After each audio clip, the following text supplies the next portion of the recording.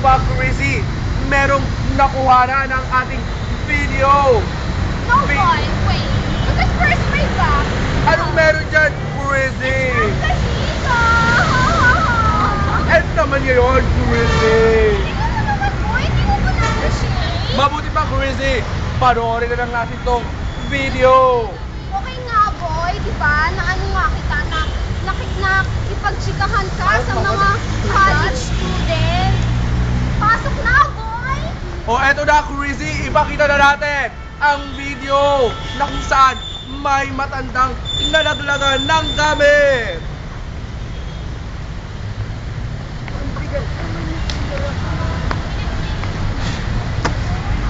Ano ba yung sabihan? Nagtatanda na, naglalakwan ka ba?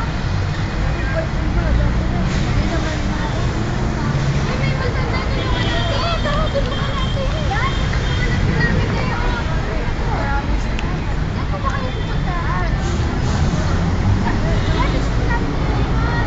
Hatitan mo namin kayo,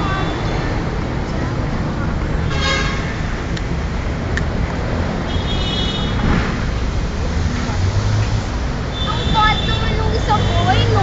Oo nga, Chrissy, alam mo bang isa yan sa batayan ng mabuti o masamang pagkilos ng tao. Ang tawag siya ay layunin ng aksyon. Talaga boy, ang galing-galing mo.